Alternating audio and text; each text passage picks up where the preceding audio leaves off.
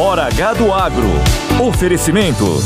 Ihara. Agricultura é a nossa vida. Ihara. Consórcio Maggi. Volkswagen Caminhões e Ônibus.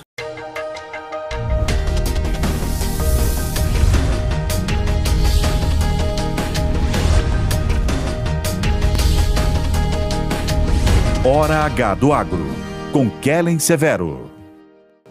Olá, sejam muito bem-vindos ao Hora H do Agro e na edição você vai ver hoje. Será que vem aí um aumento da mistura do etanol à gasolina? O Ministério de Minas e Energia vai avaliar a viabilidade técnica a partir da próxima semana. E nesta edição a gente vai saber o que deve mudar com essa lei dos combustíveis, os impactos em demanda para o agro e nos motores dos veículos também. Tem mais, em Brasília o STF barra a lei de Mato Grosso que previa penalidades aos invasores de terras. O governador lamenta a medida e fala em tolerância zero para invasões no estado.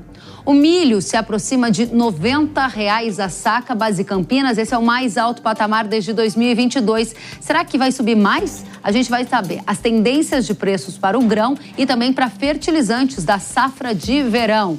E contra a taxação do agro, um produtor fez um protesto inusitado. Com um trator, ele escreveu no campo para protestar. Sem agricultor, sem comida, diz ele. E ainda nos Estados Unidos, os destaques de um dos maiores eventos de tecnologia do mundo, o SXSW. Tudo isso e muito mais no Hora H do Agro, que já está no ar. O aumento da mistura de etanol na gasolina para 30% estará em análise a partir da próxima semana no Ministério de Minas e Energia. Um estudo técnico sobre a viabilidade da mudança vai revelar os efeitos nos motores dos veículos e indicar se há condição ou não de o governo aumentar a mistura.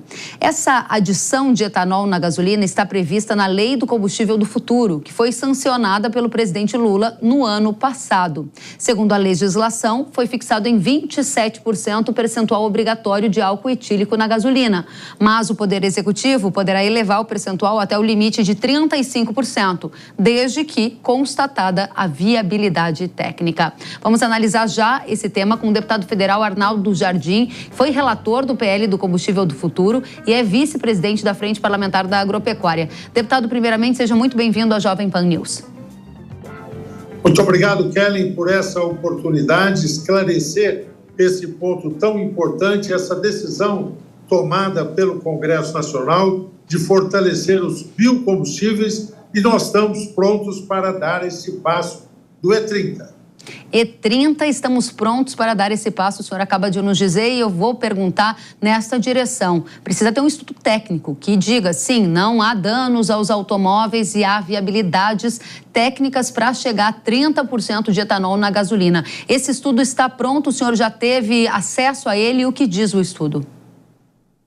O estudo está pronto, o estudo é positivo, ele formalmente vai ser anunciado na próxima segunda-feira e é uma regra que nós estabelecemos. Nós traçamos o cenário de evolução. Hoje, toda gasolina, qualquer um que chega no posto e fala, põe gasolina, vem lá 27% de etanol misturado. E agora a mistura irá a 30% se o estudo, que já está feito, e o resultado é positivo, for sancionado pelo Conselho Nacional de Política Energética, e nós acreditamos que isso ocorrerá. Quando nós aprovamos a legislação, Kelly, nós traçamos um primeiro cenário de até 30 e depois outros estudos que precisam ser mais aprofundados poderão traçar o caminho, a autorização está dada para irmos até 35%. Você deverá me fazer uma pergunta que eu tomo a liberdade de antecipar. 27 para 30, Arnaldo, quanto significa de consumo de etanol anidro a mais? 1 bilhão e 200 milhões de litros aproximadamente. É lógico que depende do consumo da gasolina, mas mantidos os parâmetros atuais, isso significa um adicional de demanda de 1 bilhão e 200 milhões de etanol anidro, que é aquele que se usa na mistura. Agora... Me permita, Kelly, com o entusiasmo que tenho, acrescentar uma outra questão sobre isso. não fosse essa mistura, hoje de 27, em breve de 30, a gasolina estaria mais cara. O incremento da mistura, o adicional do etanol, diminui o preço do combustível ofertado na bomba. Não quero aqui tirar o seu entusiasmo, mas é meu dever tocar em alguns pontos sensíveis dessa discussão. O senhor é um entusiasta dos biocombustíveis, também pelos efeitos colaterais que geram para todo o agro brasileiro, de aumento de demanda, aumento de produção de commodities. Mas a gente viu na lei dos combustíveis que havia também uma expectativa de aumento da mistura do biodiesel ao diesel. Muita gente, muitos investidores se prepararam para esse aumento e, no final das contas, houve um recuo, o aumento não veio. Por que o senhor tem tanto otimismo, ou é mais um desejo do que um fato baseado na realidade, que o governo vai aumentar para R$30? E por que a minha provocação? Porque a gente acabou de noticiar que a saca do milho está próxima de R$90. Isso quer dizer o maior preço desde 2022. Porque o governo sancionaria uma medida para aumentar a mistura de etanol na gasolina, o que envolve também etanol de milho, se ele está super pressionado com a inflação dos alimentos?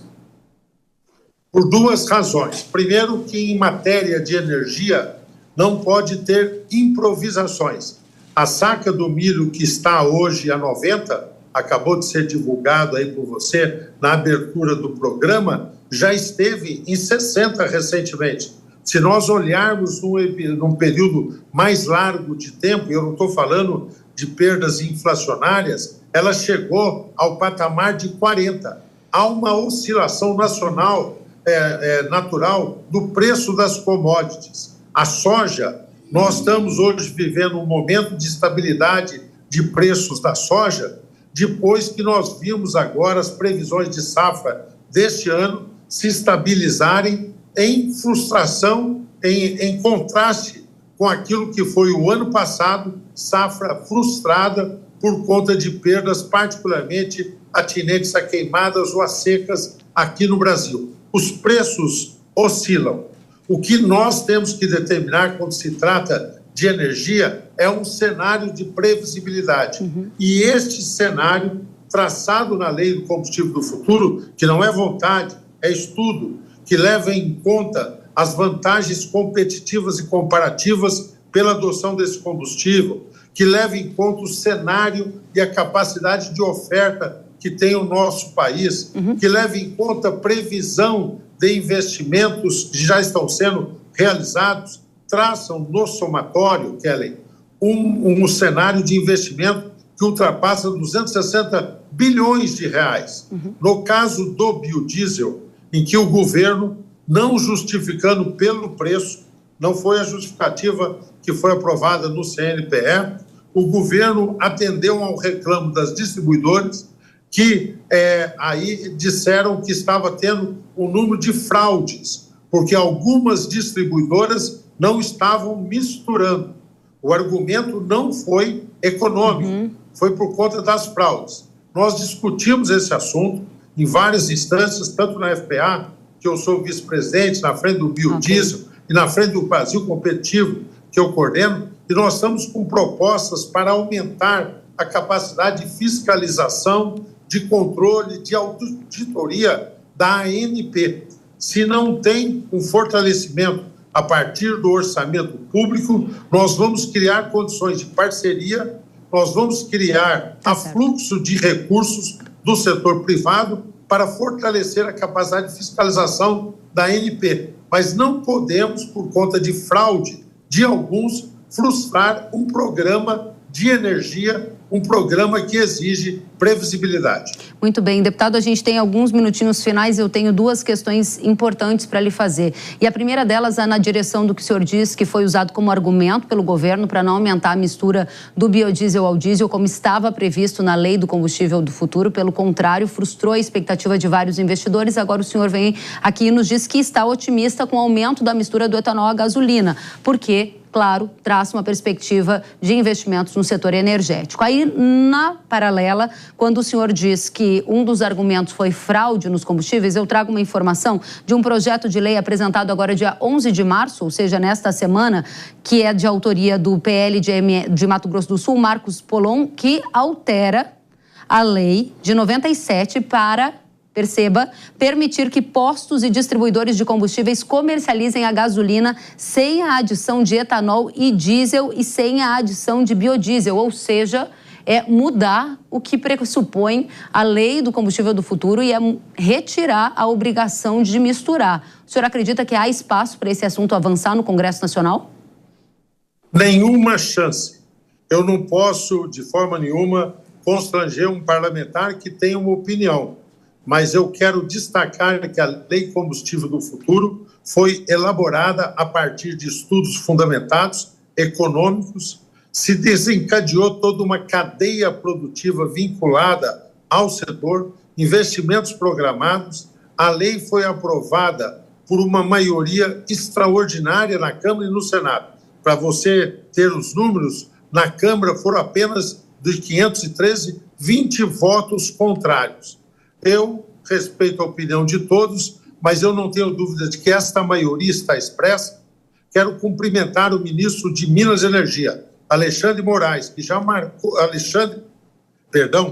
Alexandre Silveira, o ministro Alexandre Silveira, ministro de Minas e Energia, que tem sido um diligente, dedicado, líder do governo, tratando da questão dos biocombustíveis, o ministro Alexandre Silveira, que na próxima segunda-feira não só entregará o resultado dos estudos feitos pelos institutos tecnológicos contratados, mas mais do que isso, fará um ato em que apresentará a fundamentação econômica, ambiental, tecnológica, de produção, para que essa evolução possa ser E30, votada na próxima reunião do Conselho Nacional de Política Energética. Muito bem, deputado Arnaldo Jardim, muito obrigada pelos esclarecimentos sobre esse assunto. O senhor está sempre convidado a voltar e trazer atualizações do nosso Congresso Nacional para o Agro do Brasil. Até a próxima. Muito obrigado, Kellen Severo, muito obrigado por Hora H do Agro, um programa que forma opinião, indica tendências muito importante na defesa do nosso agro brasileiro. Muito obrigada, deputado. Volte sempre. Enquanto isso, os consumidores que acompanham essa discussão sobre um eventual aumento da mistura do etanol à gasolina têm algumas preocupações com efeitos nos automóveis. Para analisar esse tema, a gente vai receber agora o Rogério Gonçalves, que é diretor de combustíveis da Associação Brasileira de Engenharia Automotiva e está atento a essas discussões. Seja muito bem-vindo, Rogério. Olá, Kelly, prazer falar com você, com os ouvintes aí da Jovem Pan. Muito obrigada. Um tema tão importante. Para a gente também é muito importante, acabávamos de ouvir aqui o deputado, e o deputado está confiante que um E30 pode acontecer ainda em 2025, um aumento da mistura para 30 do etanol na gasolina. Quais são as ponderações que você faz em relação a preocupações que vocês têm demonstrado? É fortemente favorável à utilização de combustíveis renováveis. Tá? Já há muito tempo que a associação vem fazendo estudos relativos a isso, e muito favorável a essa transição energética, mas precisa ser uma transição energética justa. O que a gente fala de justa é que ela seja de benefício para a sociedade. E já há mais de um ano que a associação vem estudando esse tema teoricamente nas suas comissões técnicas, porque a associação não tem laboratório para realizar ensaios, tá?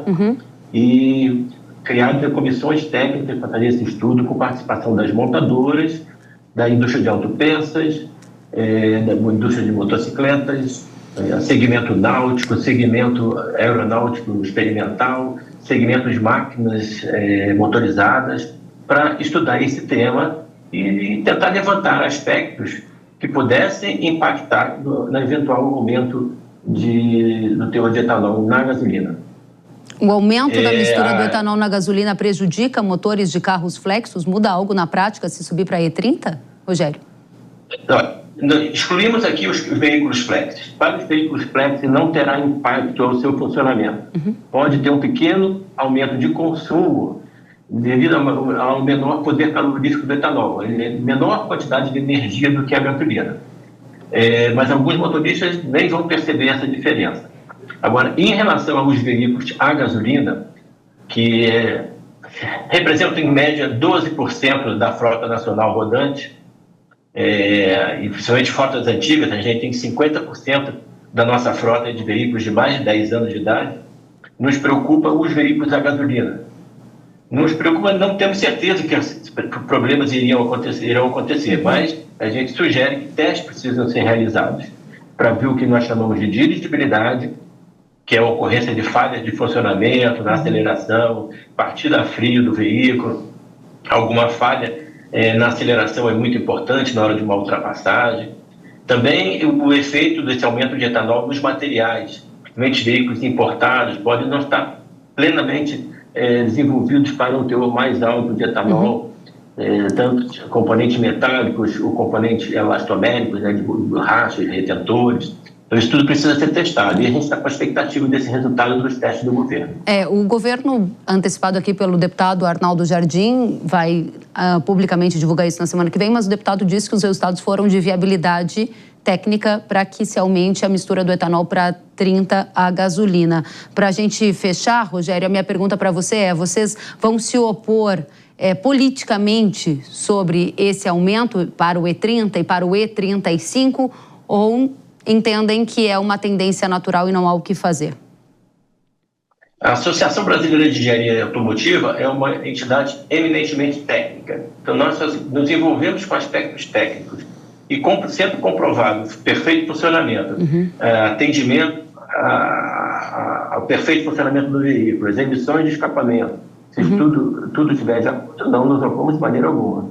Muito bem. Rogério Gonçalves, muito obrigada por trazer aqui a visão da Associação Brasileira de Engenharia Automotiva sobre efeitos da mistura do E30 etanol à gasolina, se assim for aprovado ainda em 2025. Fica o convite para voltar mais vezes. Até a próxima.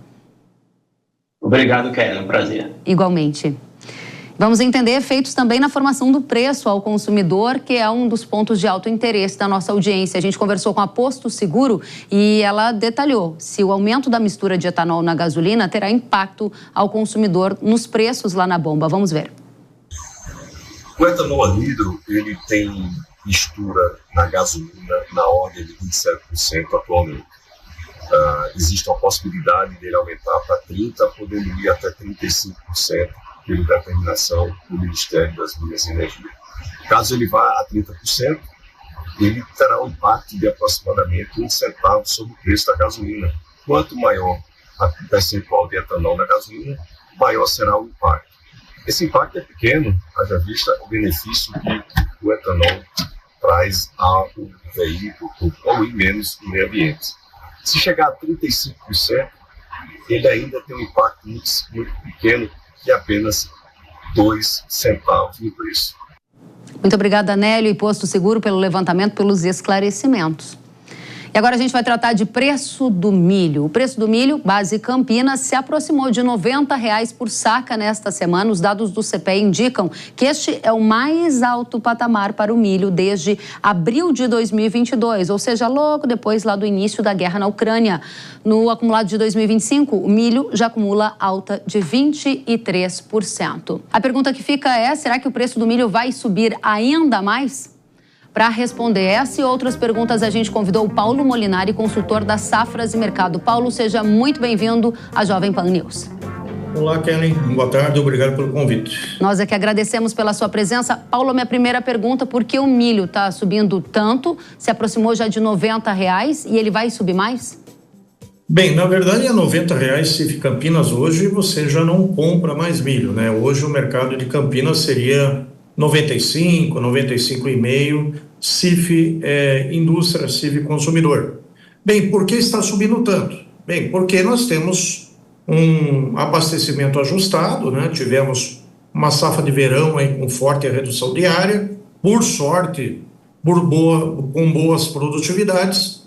Porém, o volume de milho para atender todo o primeiro semestre, ele não é suficiente, mesmo com o estoque de passagem aí perto de 8 milhões de toneladas. Então, até a entrada da safrinha, em junho e julho, nós teremos uma situação de preços regionais altos, abastecimento apertado e situações aí quase inéditas, né? Como o Mato Grosso com preço de R$ 70, R$ 80, quase o mesmo preço do Paraná. Então, isso reflete que não é uma situação de retenção, não é uma situação de especulação do produtor. É que realmente o quadro ele é ajustado, a maioria dos consumidores com estoque de apenas de curto prazo, isso alimenta, né, um movimento de alta no semestre. Então, até nós chegarmos à safrinha, e essa safrinha desse ano ela é mais para julho do que para junho, nós teremos aí um preço bastante firme do milho. Paulo, essa é a pergunta que muitos agricultores querem te fazer. O preço do milho vai ultrapassar R$100 no primeiro semestre de 2025?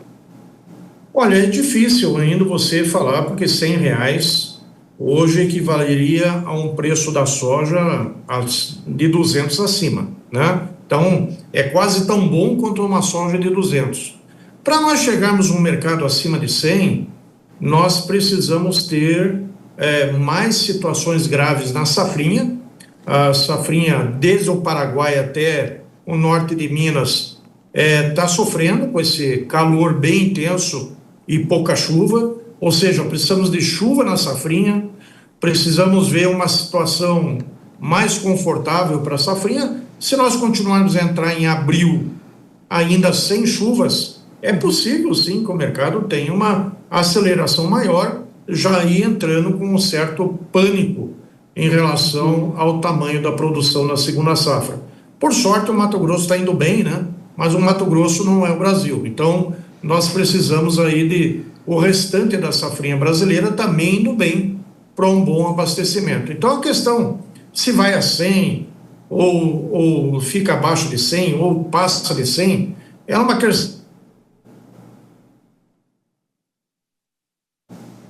muito isso que nós estamos de preço, já é um nível bastante bom para o produtor que quer realizar uma boa venda. Né? Muito bem. Paulo, você falou sobre riscos climáticos, principalmente em áreas do Centro-Sul, produtoras do milho segunda safra. A Agência Climática dos Estados Unidos, conhecida como a NOAA, atualizou as projeções agora nesta semana e apontou para o fim do Laninha e o início do período de neutralidade climática. Diferentes meteorologistas apontaram aqui para o Hora H do Agro que a presença da neutralidade climática, ou seja, nem Laninha nem El Ninho, pode favorecer a entrada de frentes frias com mais chance de geada e até um corte mais antecipado da chuva em áreas produtoras do milho segunda safra. Isso é parecido com o que você enxerga para o clima, o que na prática quer dizer um risco climático mais alto com uma tendência à perda de parte dessa produção? Bom, o Laninha ele praticamente nem se confirmou, né? Então, pelos próprios dados do NOAA, nós notamos que o Laninha ele só foi mais do noticiário do que da prática, né? E agora o NOAA está mostrando realmente daqui até a nossa primavera o clima neutro. Bom, o clima neutro é aquele onde tudo pode acontecer. Para nós, analistas de mercado, é a situação mais perigosa, mais crítica, porque não pelos fatos mais aderentes a problemas, mas pela expectativa incerta de você ter uma situação de boas chuvas, de chuvas ruins, no caso nosso a safrinha de inverno, geadas, né? Então a neutralidade ela pode trazer de tudo, né? Se fosse uma situação Laninha, nós estaríamos já mais preparados para uma intensidade de frio mais acelerada.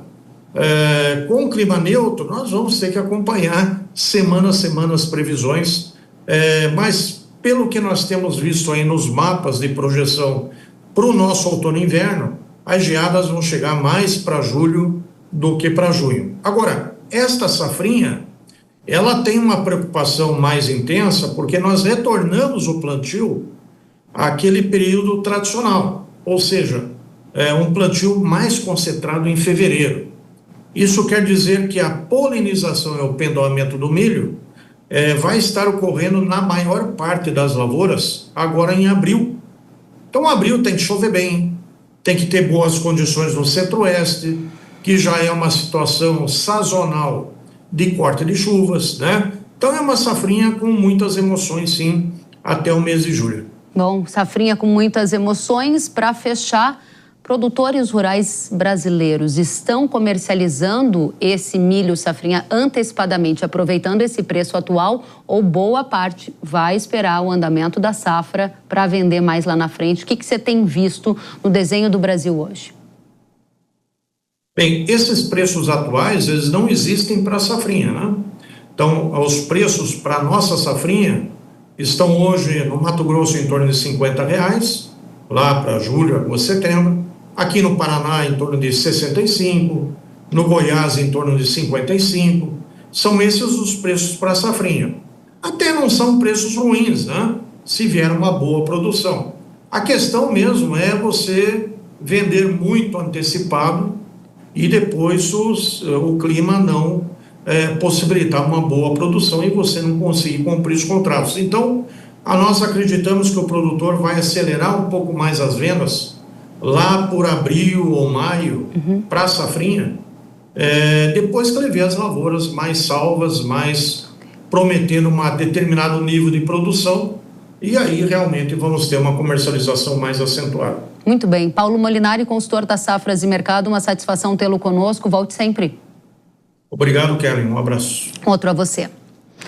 A gente olha para o milho inverno que está sendo semeado, com os preços subindo e todos esses desafios em relação ao clima que foram aqui tratados. E o agricultor já está olhando também para a safra de verão, principalmente o planejamento dos insumos como fertilizantes. Os fertilizantes precisam ser negociados antecipadamente. A safra verão 25-26 vai ser semeada no fim deste ano. E a consultoria Stonex divulgou nesta semana um levantamento sobre as compras desses insumos e a gente vai divulgar aqui para vocês as aquisições para o segundo semestre, que engloba a cultura da soja, do milho, do algodão e outras culturas, alcançaram 25%. Esse é um patamar acima de 2024, mas abaixo na comparação com os outros 3 anos anteriores. A região norte e nordeste, que aparecem aí com as compras mais avançadas, 33% das aquisições já feitas. Depois vem o centro-oeste com 30%, o sudeste com 23% das compras feitas e, por fim, o sul, que é a região mais atrasada, de acordo com os dados da Stonex.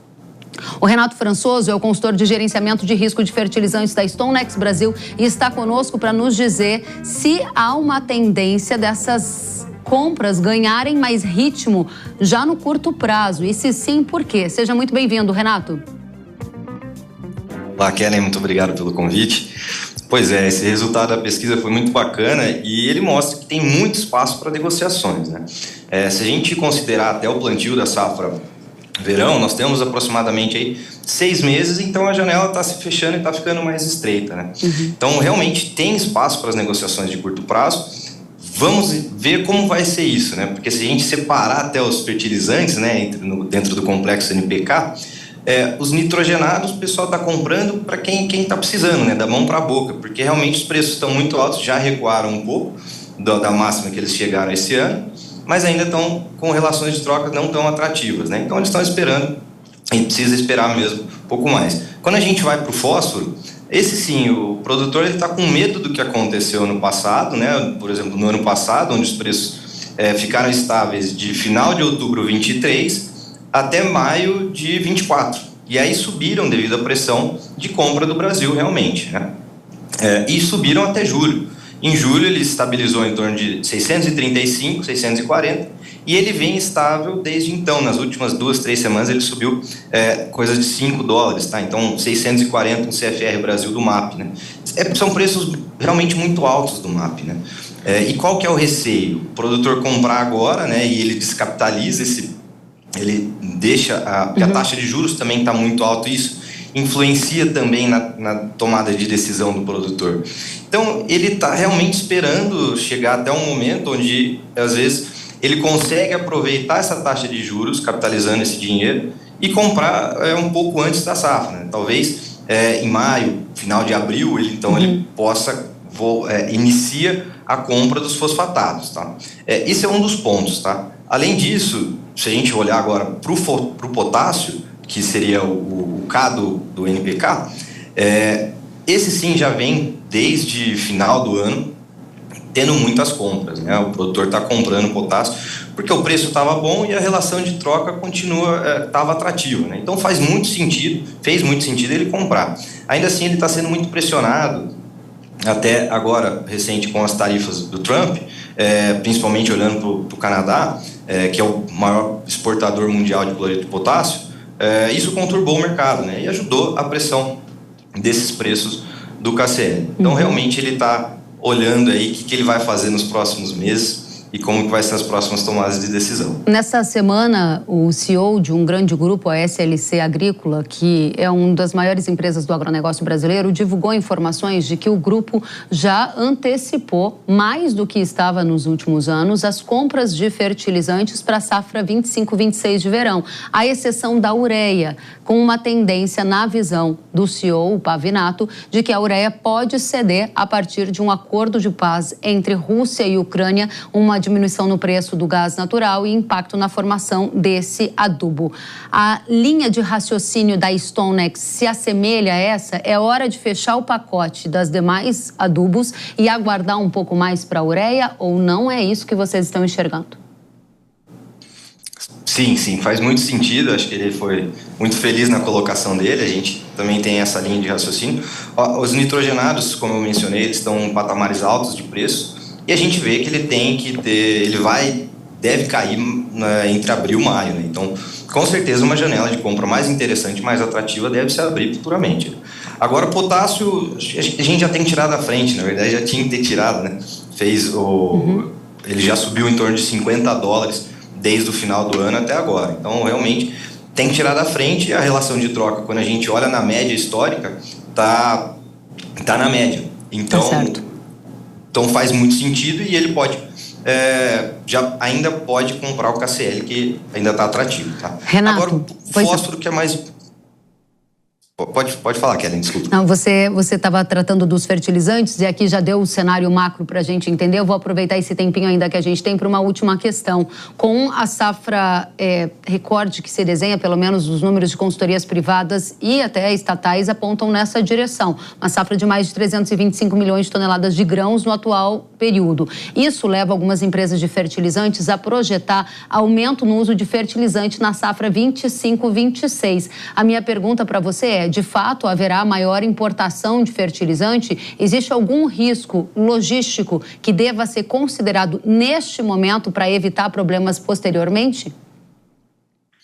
Olha, para esse momento eu não vejo um risco logístico muito grande, né? Como eu mencionei, a gente ainda tem 6 meses até o plantio. Obviamente, né, que o produtor precisa se programar, ainda mais quando nós falamos do Mato Grosso, por exemplo, que, querendo ou não, são rotas mais distantes, né? E aí o fretes mais caros, e ele precisa realmente se programar para estar recebendo esse produto, né? Mas o produto deve chegar, e até esse ponto sobre as importações, acredito que a gente vai ter importações recordes.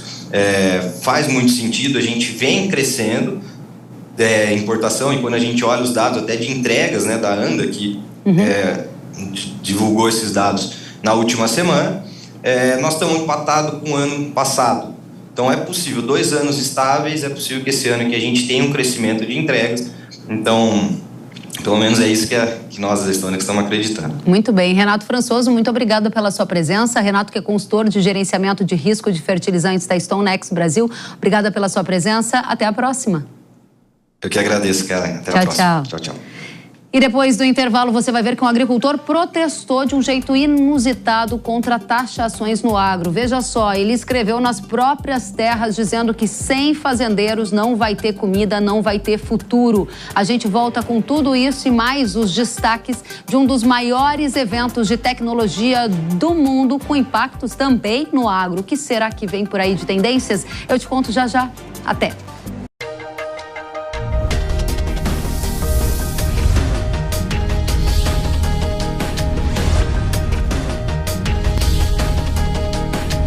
Hora H do Agro, com Kellen Severo.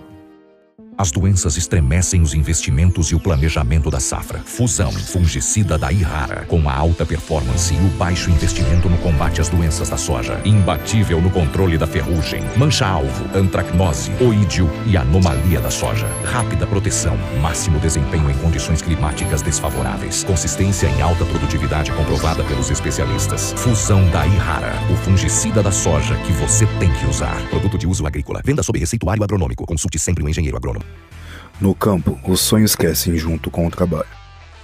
E com o Consórcio Nacional Valtra, você investe nesse sonho com parcelas que cabem no seu bolso e sem sair de casa. Afinal, são quase 20 anos colocando máquinas pelo campus de todo o Brasil. O Consórcio Nacional Valtra investe no seu futuro com quem entende do campo. Acesse consórciovalto.com.br e simule sua máquina.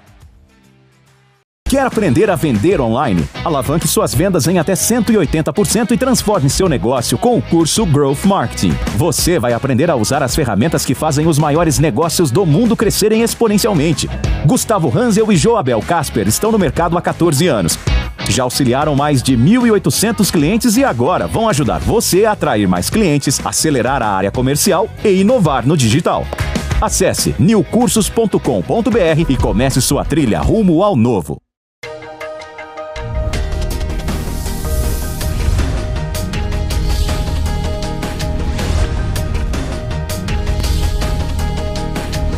Hora H do Agro, com Kellen Severo. Estamos de volta com Hora H do Agro aqui na Jovem Pan News. O protesto de um agricultor chamou a atenção. Dá uma olhadinha. Lá no Reino Unido, com um trator, um produtor usou as suas próprias terras para escrever uma mensagem. Está dizendo assim: sem agricultores, sem comida, sem futuro. A manifestação ocorre depois de o governo britânico criar um imposto sobre herança que deve entrar em vigor em 2026. Os agricultores vão estar sujeitos a uma taxa de 20% sobre terras que vale mais de 1 milhão de libras. E a região tem sido alvo de outros protestos de agricultores. Inclusive em Londres, importante polo turístico do país, o agro fez um tratoraço, bloqueou importantes vias da região para se manifestar contra essas taxações. Aqui no Brasil, agricultores também estão preocupados com taxações a partir de medidas, seja de governos estaduais ou até iniciativas estudadas no âmbito federal. O Daniel Vargas é professor da Fundação Getúlio Vargas, acompanha tudo de perto no agro mundial e nacional e está conosco para nos dizer. Primeiramente, seja muito bem-vindo, Daniel. O agro é alvo de taxação mundo afora e no Brasil. Isso trata-se de uma tendência. O que está acontecendo? Seja bem-vindo. Muito obrigado, Kellen. Sempre um prazer. Parece que está virando moda, não é, Kellen? A gente já assistiu há alguns anos, não começa agora, essa tentativa de buscar na renda do agro esforços para financiar projetos para atenuar a desigualdade. De certo modo, essa foi a tônica das discussões que aconteceram, eu diria, na última década, sobretudo em países desenvolvidos. Agora, o que a gente tem assistido é uma etapa número 2 desse processo, em que se busca não apenas taxar a renda, mas muitas vezes controlar, tributar ou até expropriar a propriedade. Na primeira visão, se preservava a propriedade e se buscava a renda do produtor. O que tem acontecido agora é olhar para a economia rural como uma fonte de problemas, digamos assim, sistêmicos, ligados ao meio ambiente, à desigualdade social, nutrição, saúde, cuja solução exige medidas de pré-distribuição. E o Estado incumbido dessa tarefa de entrar na propriedade para limitá-la, controlá-la, orientá-la, para que ela não gere esses efeitos nocivos sobre a sociedade. Então nós temos visto esse discurso e a sua repercussão em iniciativas políticas tomar assento em vários países pelo mundo. Aqui no Brasil, há uma tendência nesta direção também de repente, começar a pipocar uma ou outra iniciativa. Nas últimas semanas, nós reportamos aqui iniciativas, por exemplo, do governo do Maranhão, que criou uma taxa que incidia sobre as exportações de grãos. A Associação de Produtores de Soja e Milho conseguiu uma liminar na Justiça para barrar, pelo menos por enquanto, essa iniciativa. E há outras frentes acontecendo nesta mesma direção do agro como provedor de receita para os estados? Olha, eu acho que a mensagem mais evidente nessa direção vem com os debates que estão acontecendo no âmbito do governo federal para tentar combater a inflação de alimentos. O que a gente sabe que, na prática, é uma tentativa de criar uma camuflagem para a verdadeira raiz do problema ligado aos gastos excessivos do Estado que desvalorizam o valor da moeda. Agora, existem também alguns outros movimentos, Kellen, sobretudo na área ambiental, que flertam com essa ideia de que a gente precisa limitar, controlar e orientar a propriedade. E a mais evidente, a meu ver, são as políticas que estão sendo gestadas para combater incêndio. Uma das ideias na base dessas políticas é de que existe um risco desse incêndio deflagrado em um lugar se espalhar para as outras áreas, e aqueles outros proprietários, que muitas vezes são vítimas de um incêndio que alguém criminosamente colocou, estão agora sendo responsabilizados, segundo o novo ordenamento, por tomar ações para se precaver contra aquele incêndio. Em outras palavras, já que não se consegue caçar o criminoso ou combatê-lo, responsabilizamos toda a cadeia para que cada produtor, ainda que afetado, se responsabilize pelo dano causado. Interessante, né? Então, há uma atmosfera dentro do governo federal que você colocou aqui em relação à inflação dos alimentos. A gente tratou aqui de hipóteses, por enquanto hipóteses, sobre uma eventual taxação das exportações do agro. Depois avaliamos os estados e demos como exemplo o Maranhão, que criou uma taxa que agora está suspensa pela justiça, pelo menos liminarmente. E o terceiro aspecto que você coloca é no âmbito ambiental. Para a gente fechar, professor Daniel, quando a gente olha o ambiente geopolítico atual, com uma escalada da guerra comercial entre Estados Unidos e China, efeitos colaterais também aqui para o Brasil. Essa onda de taxação tende a persistir nessa condição geopolítica atual? Olha, Kellen, é interessante sua pergunta porque ela sinaliza um movimento que vai na direção contrária. À medida em que as tensões geopolíticas se multiplicam no mundo, novas vulnerabilidades começam a ser atacadas pelos estados nacionais. E a mais evidente delas é a preocupação com a comida.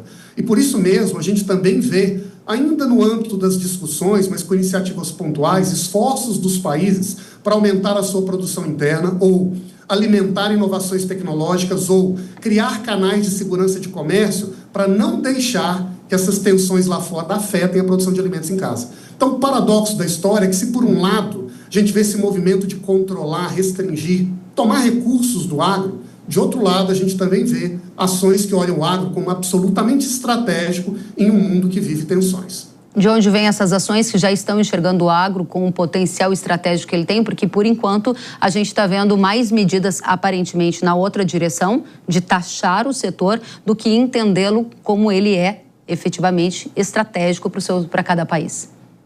Sobretudo na Ásia, né, Kellen, que são essa região com grande população, importadores de alimento, mas os exemplos mais marcantes, a meu ver, são a China, a Índia e o próprio Paquistão, que dependem do comércio internacional, mas ao mesmo tempo também buscam fortalecer a sua agricultura e produção interna como forma de se proteger e também de se desenvolver. Muito bem. Daniel Vargas, professor da Fundação Getúlio Vargas, volte mais vezes, um prazer tê-lo conosco. Um prazer. Até a próxima. E agora o nosso assunto é tecnologia. Aconteceu nesta semana no Texas, Estados Unidos, a SXSW, considerado um dos maiores eventos de tecnologia do mundo. A feira é conhecida por inovação, debates e apresentações de diversos tópicos, como futurismo, inteligência artificial, robôs e muito mais. O que está acontecendo lá que a gente precisa saber aqui no agronegócio brasileiro? Arthur Igreja, especialista em inovação e tecnologia, que está lá no Texas acompanhando tudo de perto. Arthur, seja muito bem-vindo. Qual o principal destaque desse ano que chamou mais atenção em relação aos anos anteriores? Seja bem-vindo. Olá, Kellen. Obrigado pelo convite. Bom participar aqui mais uma vez. É claro que o tema do ano, o tema do momento é a inteligência artificial e a sua aplicação no agro também foi debatida. Então, é um evento gigantesco e tem uma vertical de agronegócio, inclusive tem pitches com várias startups propondo soluções. E uma das coisas que me chamou a atenção, teve um painel falando sobre o incremento do uso de sensores no México e no Marrocos para fazer otimização de recursos e justamente a utilização da inteligência artificial. Então, quer dizer, a IA ela consegue trazer cada vez mais resultados a partir da hora que ela tem mais informações. Então, agricultores nesses dois países têm investido muito nesse sensoriamento. Além disso, a IA teve um grande protagonismo em tentar modelar e identificar pragas globais. Então, quer dizer, assim como nós tivemos a pandemia em 2020, que agora completa 5 anos, o grande desafio é como é que a IA pode ser utilizada para prevenir pragas que podem afetar as cadeias de produção do agronegócio nos próximos anos. Esses foram 2 destaques e, além disso, só gostaria de enfatizar também, eu vi muito conteúdo a respeito de agricultura regenerativa, que é algo que se debate muito no Brasil também. Interessante. O ponto que fica quando a gente ouve sobre essas tecnologias, e você, como especialista nesse tema, pode nos dizer aqui, quanto disso é algo ideal e quanto disso pode se tornar real? A minha pergunta mais objetiva é, são apenas modelos, ideias, teorias que podem um dia entrar na lógica do agro, ou não? Você viu algo que te parece mais próximo da realidade do campo, inclusive podendo fazer parte aqui das realidades do Brasil?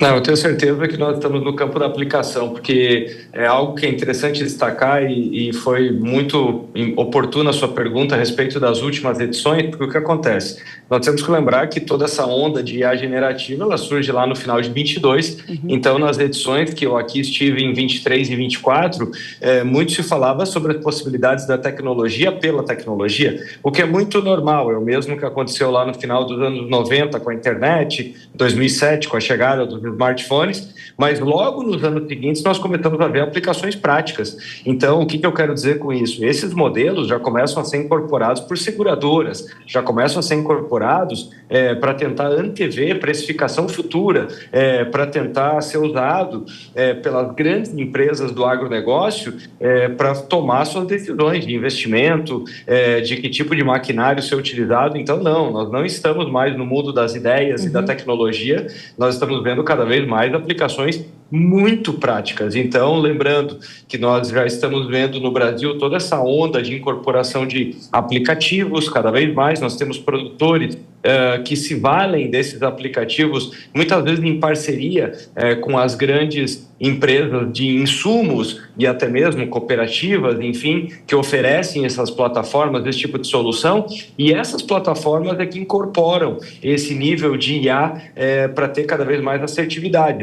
Todos nós sabemos que o grande desafio do agronegócio é justamente fazer o quê? A otimização de recursos, reduzir as incertezas e ter um maior fit, uma maior adequação com o mercado. Então, é justamente aí que a IA entra para ajudar efetivamente. Então, estamos vendo aplicações práticas e só para sumarizar aqui, a diferença entre tendência é que tendência não tem número e cada vez mais nós estamos vendo números, benefícios sendo literalmente colhidos. Muito bem, quando a gente olha para o Brasil, você agora tirando um pouco do chapéu do agro e olhando para a economia brasileira como um todo, para a audiência que nos assiste, o que vai virar uma realidade prática muito cedo aqui no Brasil, a partir das tendências que você está observando aí?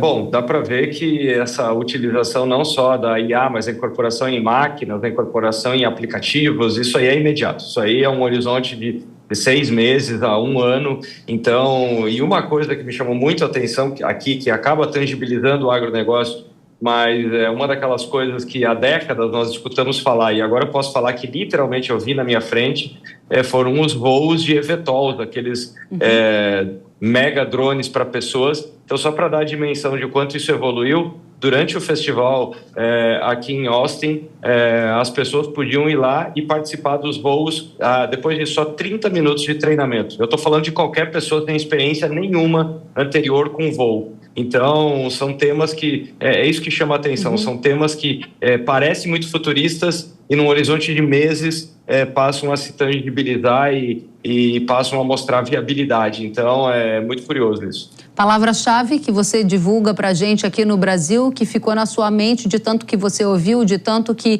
foi tratada aí, para que a gente lembre com atenção desse seu insight, dessa sua ideia para a gente evoluir ao longo do ano. A computação quântica, então, parece futuro, mas é que é assustador. Ganhou 2 dias de programação aqui, tem a ver com agronegócio, tem a ver com pesquisa, porque uma coisa que me marcou muito foi o debate acerca do seguinte: a computação clássica, tudo aquilo que nós temos até hoje, ela é absurdamente limitada para entender fenômenos naturais, pesquisa de moléculas, pesquisa de organismos, pesquisa de plantas, e é um prato cheio para a computação quântica que agora finalmente começa a dar passos largos. Então, me marcou muito um debate que apontava o seguinte: a computação, assim como ela tenta explicar tudo com zeros e uns, e na prática nós sabemos que as coisas não são assim, as coisas elas têm muito mais níveis entre 0 e 1, ou seja, tons de cinza. É aí que a computação quântica vai bem, ou seja, parece ser a computação da natureza, e é justamente aí que ela vai trazer grandes ganhos. Então é muito entusiasmante ver o quanto que as empresas falam que isso vai trazer desenvolvimentos inéditos, não só para a cura de doenças, mas aí, claro, nós podemos imaginar todas as aplicações também no campo. Gostamos muito de ter você conosco direto do SXSW, atualizando o Brasil e o Brasil do agro, de tudo que está acontecendo nesse mundo da tecnologia. Arthur Igreja, especialista em inovação e tecnologia, volte sempre. Obrigado, até a próxima. Até a próxima.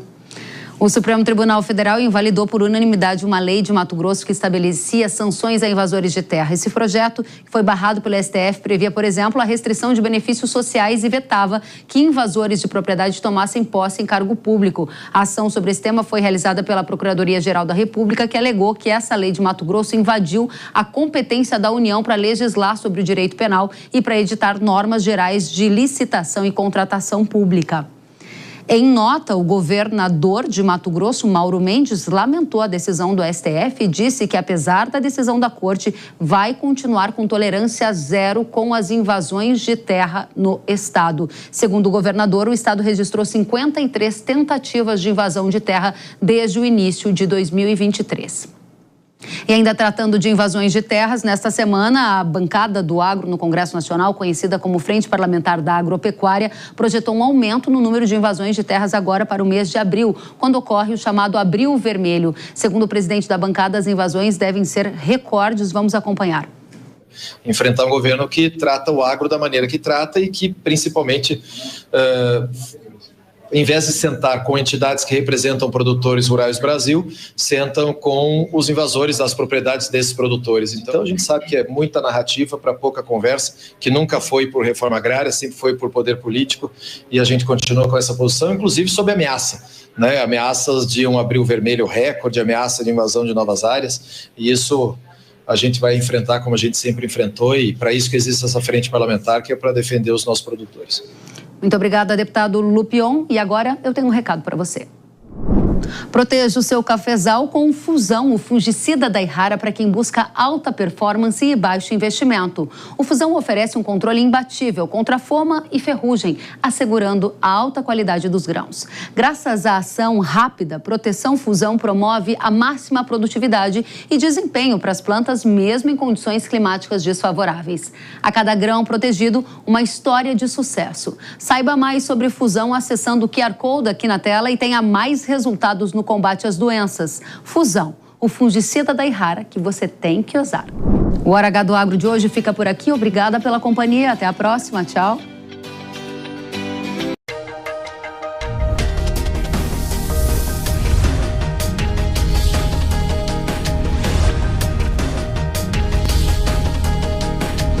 Hora H do Agro, com Kellen Severo. Hora H do Agro. Oferecimento. Irrara, agricultura é a nossa vida.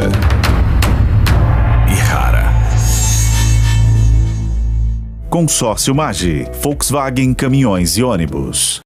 A opinião dos nossos comentaristas não reflete necessariamente a opinião do Grupo Jovem Pan de Comunicação. Realização Jovem Pan News.